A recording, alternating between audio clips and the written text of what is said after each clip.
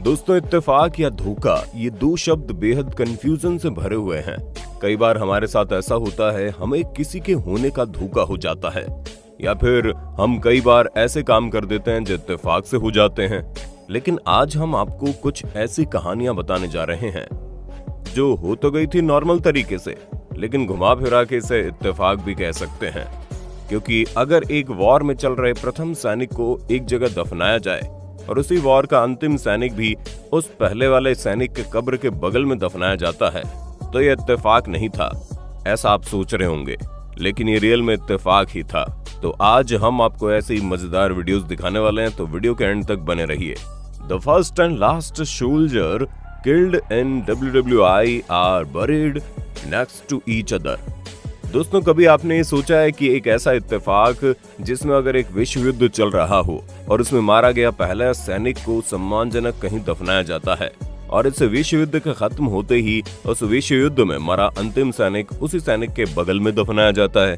हालांकि ये कोई साजिश नहीं बल्कि एक इत्तेफाक था, और लोगों को ये तक पता नहीं था कि यहाँ पर उस व्यक्ति का स्मारक बनाया गया है जो इस युद्ध में शहीद होने वाला पहले सैनिक का था। One woman survived the Titanic, Britannic and Olympic शिपरैक्स।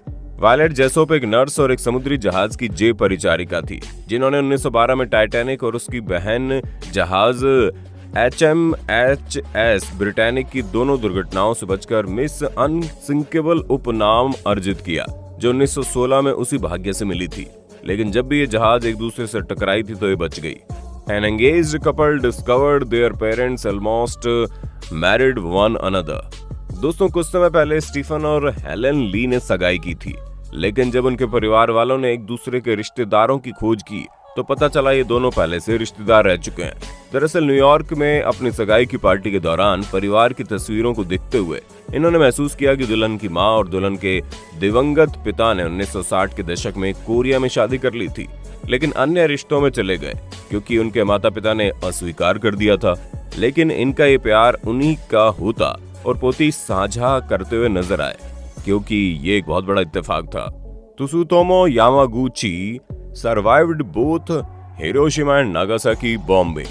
त्सुतोमो Yamaguchi या तो अविश्वसनीय रूप से भाग्यशाली या अविश्वसनीय रूप से दुर्भाग्यपूर्ण है।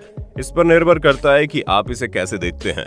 दुर्भाग्यपूर्ण है वो हिरोशिमा और नागासाकी दोनों में उनके विनाशकारी परमाणु बम विस्फोटों के समय मौजूद था, और फिर भी भाग्यशाली था कि चमत्कारिक रूप से दोनों बच गया। यामागुची सुरक्षा की तलाश में हिरोशिमा से भाग गया।